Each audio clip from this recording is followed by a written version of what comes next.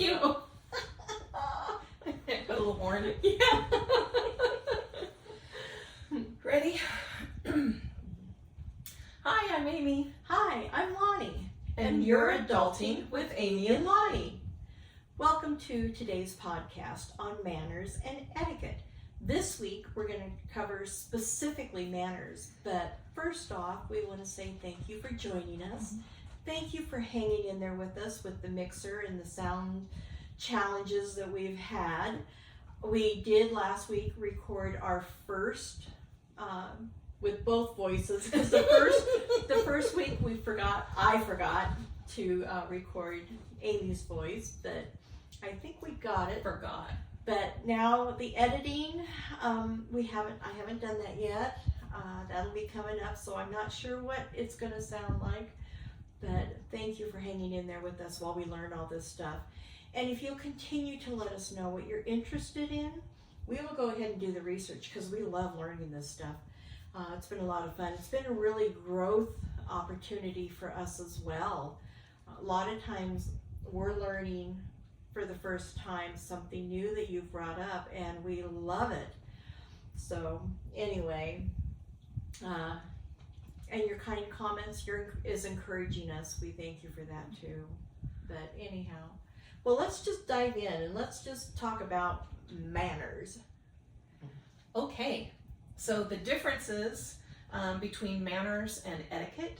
Manners and etiquette are, in general, the social customs and behavioral traditions that demonstrate respect and courtesy and deference to those around us. Expressing deference through manners and etiquette means that we're putting others before ourselves.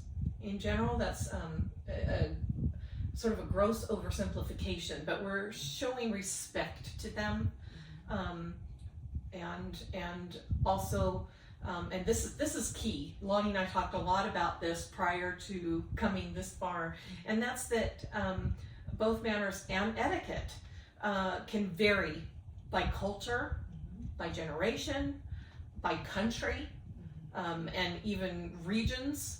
You know, within the United States, things are going to be different in Cajun, Louisiana than they're going to be in Washington, D.C. I mean, we just have a lot. And societal events, you know, that's depending on the type of event, that's going to change the dictates of the etiquette.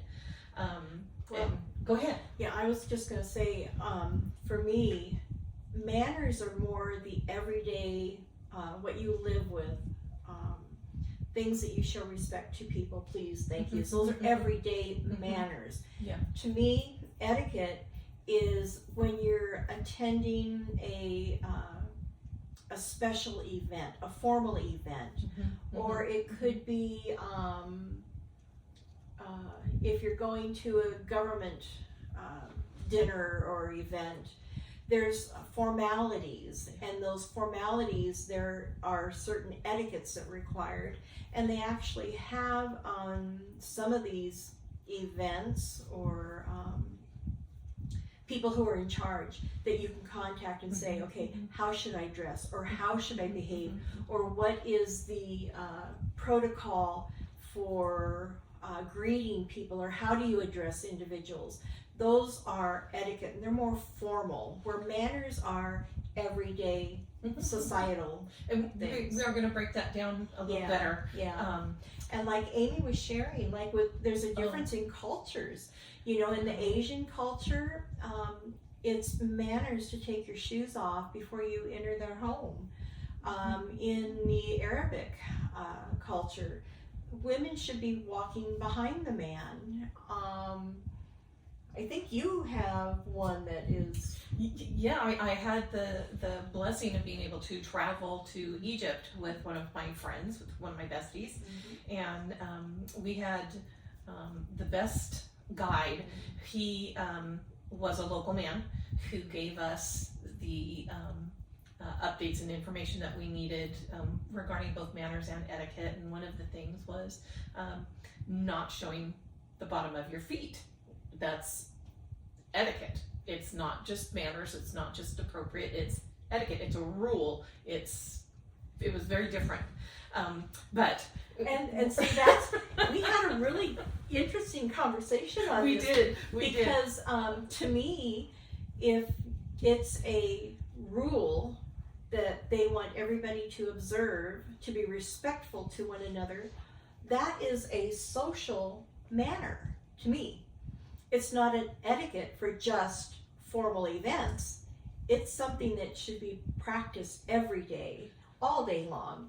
And so, it's but a in hard line character issue. well, and in there, like Amy was sharing, they have it as an etiquette. This is an etiquette that is to be followed, not just in formal affairs, but also in everyday, all day life. So, and we are going to break this down. We are. I'll back up a little bit, get us back to some of our operative definitions, like we try to do at the beginning of each Did I take podcast. us off track? No, because it's all the same track. We have multiple tracks. We're not multitasking though. Demonstrating the respect of knowing and behaving within manners and etiquette can improve us socially and our business standing as well. So here's where we get into where Lonnie was doing some excellent, real specific definitions. Manners are informal, and etiquette is very formal. Yes. So an example of etiquette. If someone asks you to pass the salt, etiquette dictates you always pass the salt and pepper together. And you pass them to the right. And you pass them to the right. Manners would say, Lonnie asked you to pass the salt, hand her the salt. But etiquette says there's a correct way to do that in certain settings. Manners, please and thank you. Yeah. Please And and you're thank you. welcome. Yes. I'm Yes. sorry. Excuse me. Excuse pardon me. Yeah. So manners are about general polite behavior in everyday interactions, and they are typically learned by modeling. You've heard moms say, what do you say? You know, say thank you, please. Thank you, please. Yeah. So we don't in general have classes for manners. We might, there's circumstances where that might be, but in general, in Western culture, we learn those general polite societal behaviors through modeling. Etiquette, however, it's much more formalized. It changes by context, some portions of it. It governs those behaviors in very specific social settings and contexts, and they're taught. They're taught or explained, exactly as Lonnie says. I was once invited to an event that was an opening. It was an opening of an art gallery, and in my invitation I received a separate card that was specific about dress, about consumption of the drinks and snacks that were available, what that looked like, the way to be served. I mean, it was very specific etiquette that they expected, and I love that they did that. And now I'm a nerd. That was part of what Leanna Troy did on Star Trek. Was let everybody know this is the formal greeting for this race, this company, whatever. Yeah, and they usually in situations like that have a contact person that you can reach out to that will help you if you have additional questions. Yeah. Can we talk about, She's nervous. well, role models? We can. I think that's appropriate. Yeah. You know, we were debating on whether I should say this because I feel very strongly about this. And I am really ashamed of our politicians. Every one of them, they're not modeling manners at all. They don't treat each other with respect. And then they're wondering why society is doing the same thing. And I think that it begins with our leadership. You need to be respectful. You need to listen to one another. Doesn't mean you have to agree, but you have to respectfully listen and learn something from them and let them learn from you. And then maybe together you'll find a solution that is equal to both parties. And I am just appalled at their behavior. I'm sorry. I don't disagree. We just wanted to broach that carefully because this isn't a political conversation. No. But modeling Yeah. is. Modeling is. And it starts at the top. It starts with parents to children. It starts with politicians to society. And, you know, we're not getting good role models right now. And then we're asking ourselves, why is society behaving so badly as well? Yeah. Anyway, that is my platform and I am done. Okay. I said my piece. So, and remember that you are always modeling to someone. Always. No, if we go somewhere, we're modeling to somebody. Somebody is recognizing something in you that has caught their attention. Always. And even if you're having bad behavior being modeled, doesn't mean that you have to follow suit. You can be the one that is more educated, more refined by modeling a more positive, respectful manner. Or compassion. There you Or humor. go. Yeah. Okay. All I right. don't disagree, but we'll I'm off my soapbox. we have our soapboxes. And we would like to hear what yours are. Yeah. Yeah, we're open to it. So there are types of manners and etiquette. There are times for manners and etiquette. And we'll start kind of looking at some of those. Now, again, when we were talking about this before we got going, it's endless. Oh my goodness. There are manners for everything, and etiquette as well. So we do provide some links so that you can look them up very specifically. So we're not talking about everything, but there's a little list that we'll address, and we'll start with table manners. Yeah. I learned something. I did not know that keep your elbows off the table was still a thing. Oh, yeah. I did not know. I somebody should have been stabbing my elbows for the last decade and a half or so. Oh, yeah. I didn't know. Interesting. Anyway, would you like to talk about table manners? Well, no, I'm just thinking when you No. Okay, practice good table manners. Chew with your mouth closed. Use your utensils properly. I was just gonna say that you hit on there are so many topics that it can be overwhelming, and I mean topics to how women should dress and topics on how gentlemen should dress or how you should behave or table manners or I'm learning that I'm saying an awful lot. I'm gonna try to. I am today work too. on that. Sorry, I know I did it right Yeah. at the very beginning, and then I got better, and today it's I don't know. But there are a ton of different protocols for the different manners that you might be looking for, and all you'd have to do is Google it, and you could find the answers to what would be proper and respectful to others when you're going into certain situations. We think we've covered the basics, Yeah. which is really all we can do because it goes on and on. So, Yeah. would you like to talk about table manners? Okay. Okay. You can learning to use the right utensil, which is a salad fork, which is a dessert fork, which is a wine glass, which is a water glass. There's a whole lot of different things. But what are some of our basics? Chew with your mouth closed. Why? That's one. I don't want to see mashed up food in someone's mouth. Like Amy was talking about earlier, passing something. You ask somebody to pass you something, you always pass to the right. And the reason for that is to make sure everybody gets an opportunity to have whatever is on the dish. Wait.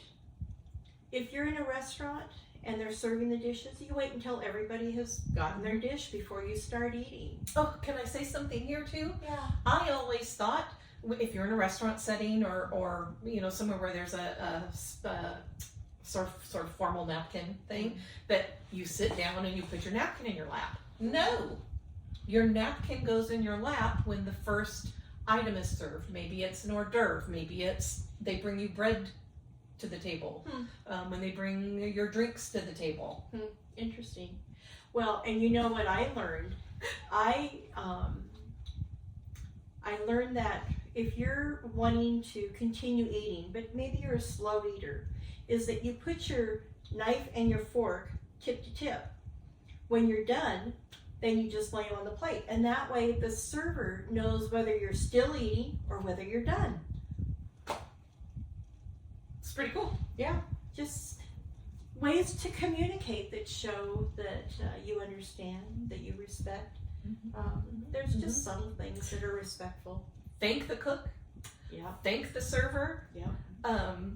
Offer to help clean up if you're at somebody's home. Can I help clear? Can I load the dishwasher? If you're in that sort of an informal setting, can I take the trash out? Offer to help. Yeah. Offer to help. Etiquette would remind you to bring a gift to your host. And etiquette is the passing to the right. Those are those more formal things. I'm still just amazed that regarding etiquette, elbows on the table is a thing. I thought it was passé. I've been just a heathen. I don't know. No, can we move on to punctuality? Yes, yeah, absolutely. Now, let me give you some context with me. I was raised by a military dad. He was in the Navy. My son was a Marine, so you know what that was like around when we're all getting together. But if you're 15 minutes late, or if you're 15 minutes early, you're late. That's the military upbringing. Interesting. Yes. And I tell you what, a pet peeve of mine is, I like it when people are on time. If they're early, that's fine. But if you show up early, don't just show up and expect your hostess to entertain you. If you show up early, offer to help. Can I set out some dips? Can I put ice on the table? Can I, you want to be able to be helpful, and they'll appreciate that. But I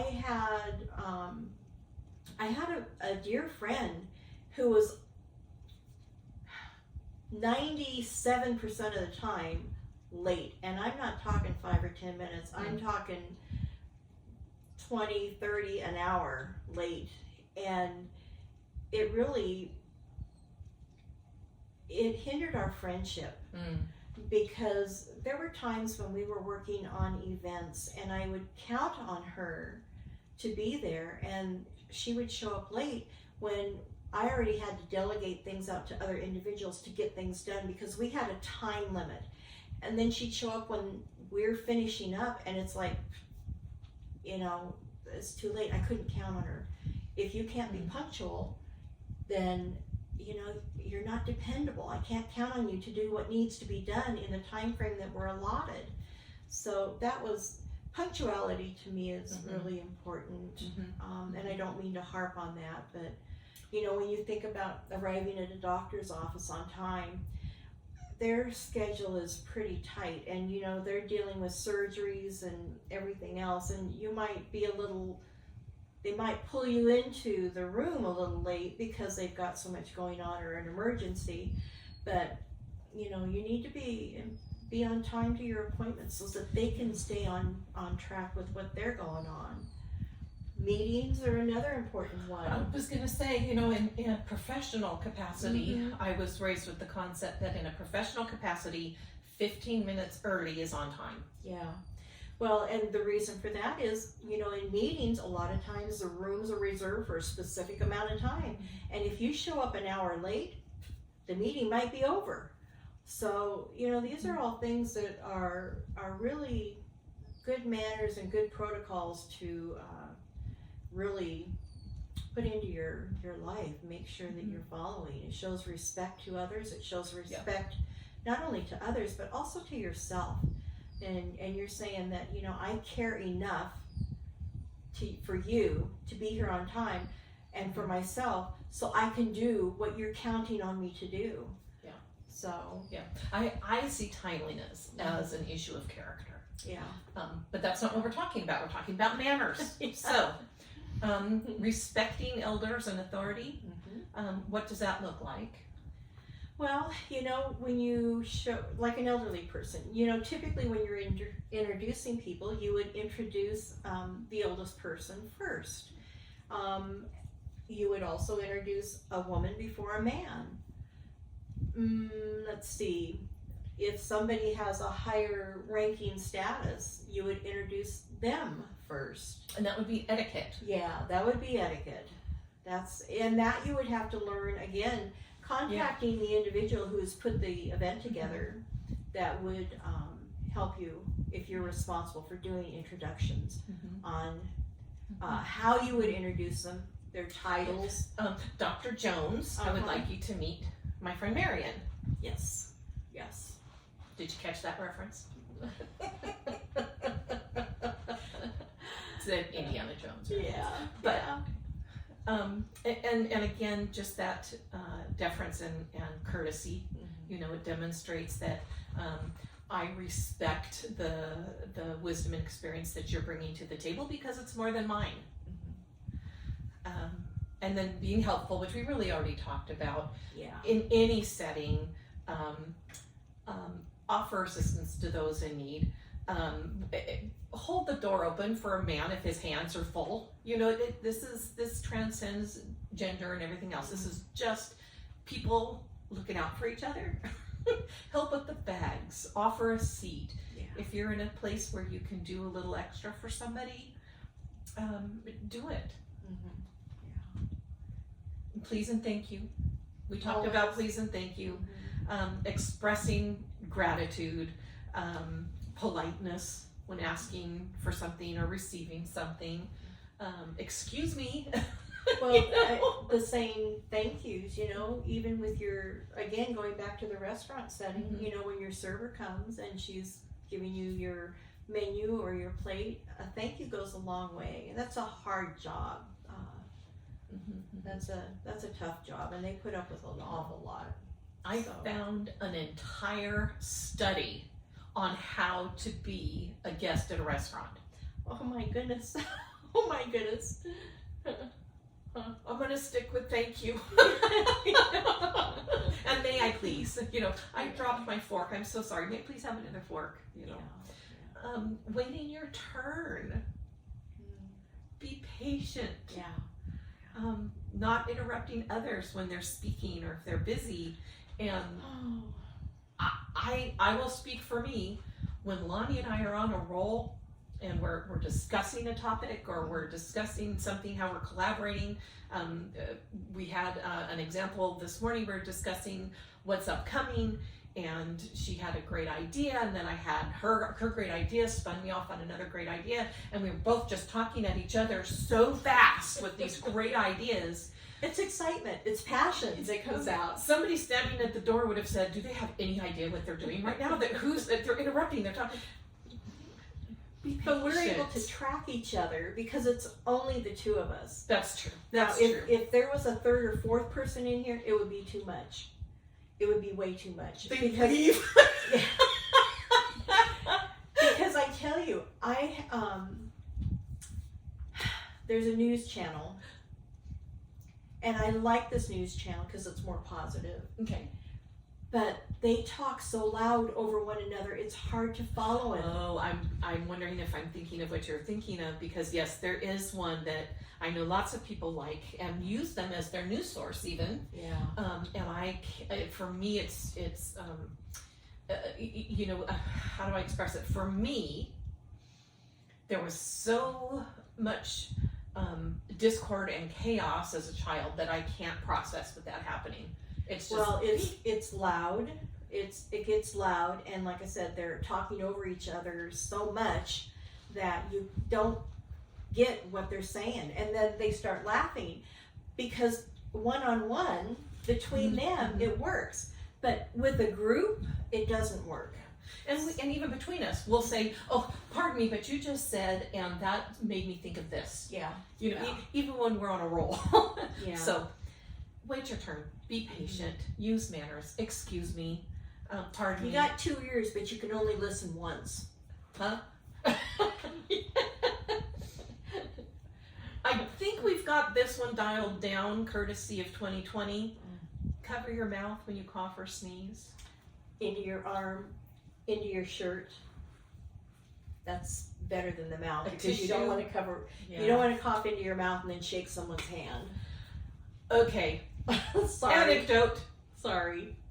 I was in a large fabric store. I was working on a project for Christmas. Happened to be coincidentally for someone who's immunocompromised, and I ordered, I went to get some ribbon cut, and I knew this person. This person was also my neighbor, and I was surprised that she was there because we had been taking her and her husband some meals because they weren't well.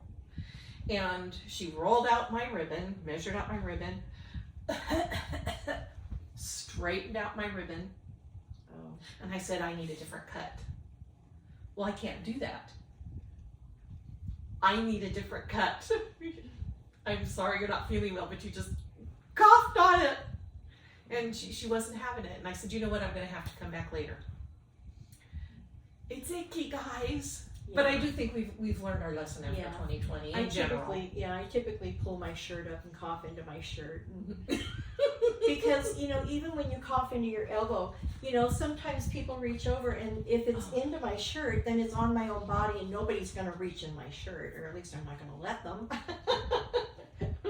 Not Another in public. topic. Not in public. But on that, respecting cultural differences. And sometimes we don't know what those are. And it's okay to ask, but be mindful of cultural norms and customs, showing respect for diversity, avoiding actions or statements that may be offensive. And we can do that without necessarily having a complete awareness of what that cultural difference may be, what that norm may be for the other person, but being aware that there could be. And being careful to not base that on a stereotype. Just be a good person, be a nice person. And if you're traveling, it's really a good idea to research what the customs or traditions or manners are of the country that you're going to. Yes. Americans have a really bad rap for traveling, and it's because they don't. They just, some come across aggressive and arrogant, and if they we would seem just to reflect an entitlement. Yeah. And if we would just do the research, and I've done a little bit of traveling, and I've never had an issue, but I've always gone with respect, and I've thanked people, and I've genuinely asked them questions about their culture, about different things in the area, and they appreciate being asked the questions and sharing their little corner of the world with individuals. But you have to show a genuine interest, and that really makes a difference. That's all I have to say on the cultural manners. And I agree wholeheartedly. I have had the opportunity to do some traveling, and my travel companion has been phenomenal. New word. Look that up in Webster's. I double dog dare you. Phenomenal at doing some research before we go on saying please and thank you in the language where we're going to be. Yes. Just attempting to demonstrate some respect. Anyway, traffic rules and regulations. Know what they are, people. Use the merging lanes to merge, like a zipper. One person, then the merger. We know what those things are. Well, People I'm haven't sorry. been doing it. Use No. your turn signal. Well, we're both getting worked up here, aren't we? Boy, I can't tell you how many times those merge lanes, people come flying by and cut you off. It's like, whoa, wait a minute. Yeah.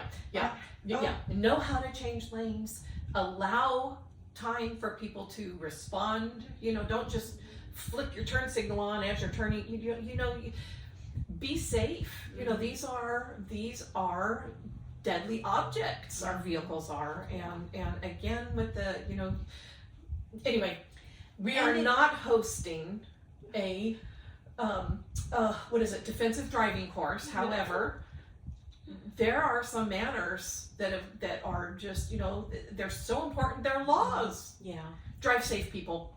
Well, using your turn signal is big, and they're automatic now. Typically, they'll automatically turn off when you've made the turn. But there's nothing wrong with letting people know where you're going.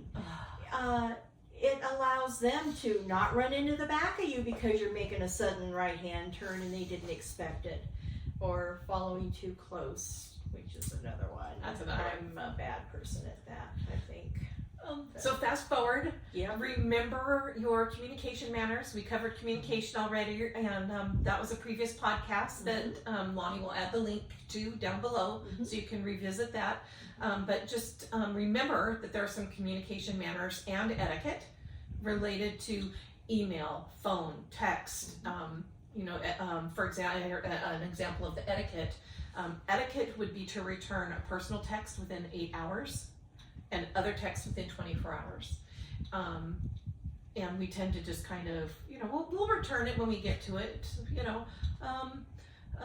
and your close friends, for example, Lonnie and I and my friend Michelle, we will text away and we know that they've got a lot going on and I know they're going to respond when they're able. And if it's something that's an emergency, maybe I'm going to go ahead and call them. But definitely knowing how to communicate well with your own circle is one thing, but also being aware of the manners for others that might be trying to contact you.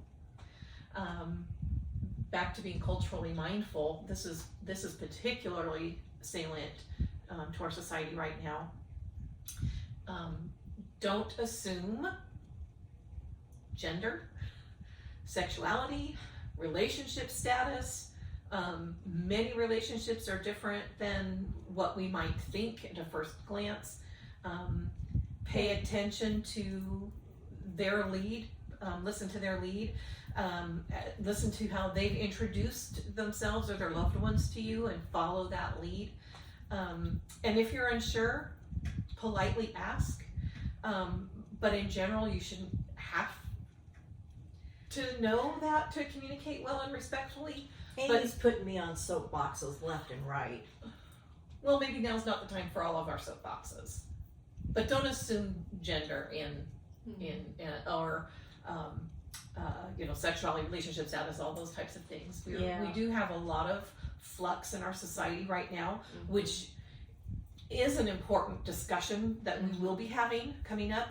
I'm very gently hiding Lonnie's soapbox at this moment because we really wanted to focus on manners and etiquette and respect for each other, and that is where this would be leading to as well. So we'll talk about it at another time, but I think that every individual is important. Every individual. I don't care about any of that other stuff.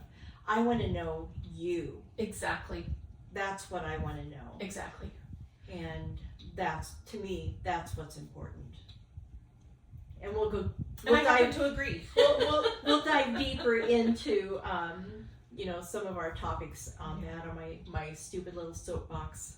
Another time. We are intending to host a segment on diversity and cultural identity, and we have some phenomenal guest speakers on tap for that. So for now, just in your communications with your manners, don't assume, don't make assumptions.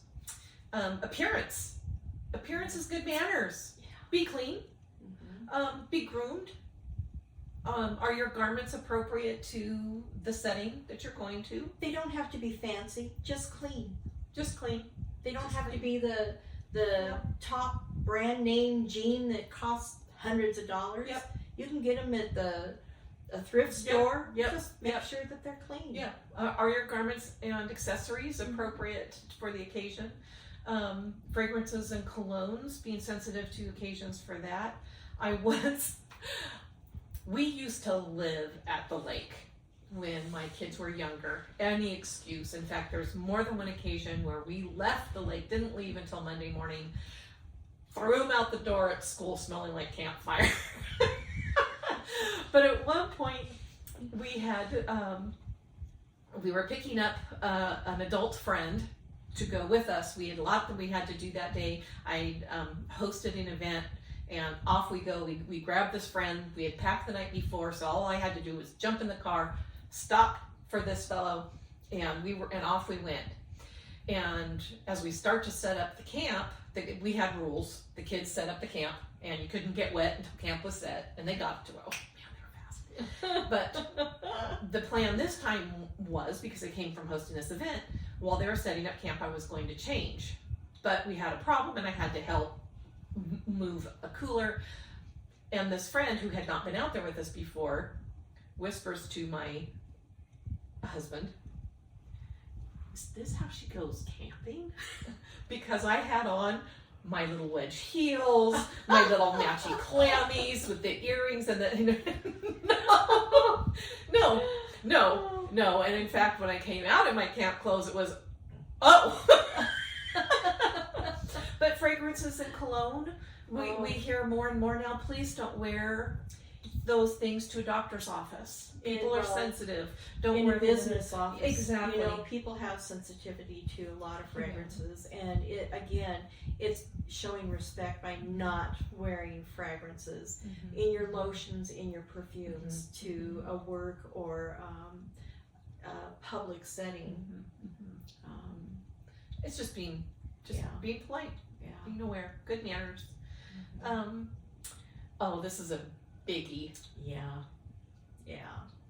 You want to hit it? Well, keep technology off the table while you're eating or in meetings. You know, you're there with a group of people, have conversation, enjoy their company, turn your phone off. You're talking what? Maybe an hour?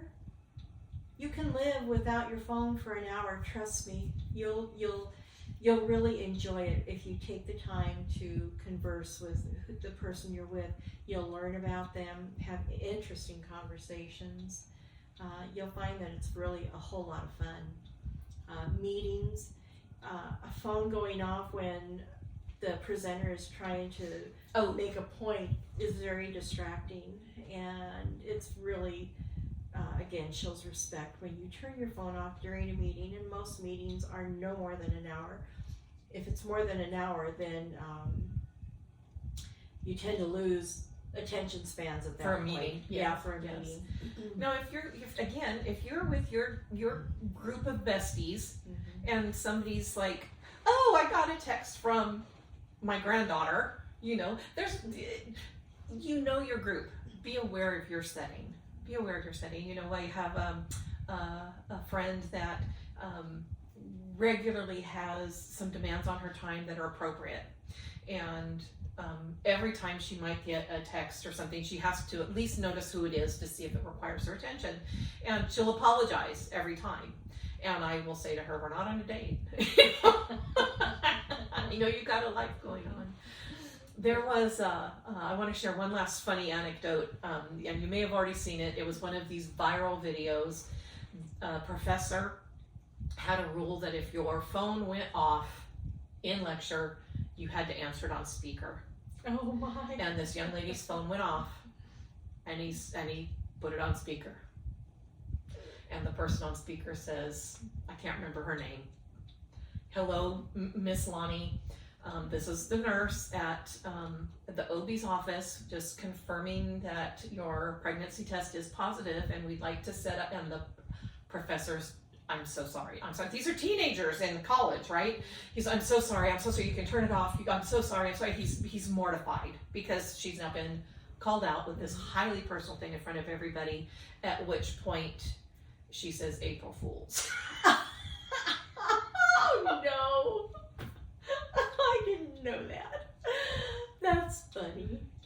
Anyway. It is and it isn't. Right? You know. Right? Who got lessened? I don't know. But anyway, be a compassionate person. Listen to your instinct. If something feels like the incorrect thing to say or do, it might be. And if you're unsure, check in with the bestie. Check in with the bestie. Hey, Lonnie, I know you're hosting that luau at your house, and you've got a taco guy coming. Are we dressing luau? Are we just dressing comfy? Or is this a barbecue? Is this a little more of a formal? What's the dress code? Yeah. Fill me in. For me, it'd be luau, totally luau, even though we're eating Mexican. And we did. We totally luau, and it was a blast. But do you? So this is where we're going to end part 1. We're going to see you next week. We're going to dive a little deeper into things, and it'll be a lot of fun. I hope you guys enjoy it. We've sure enjoyed doing this with you, and we are glad that you're coming along with us. So have a fabulous week. Be well. Bye.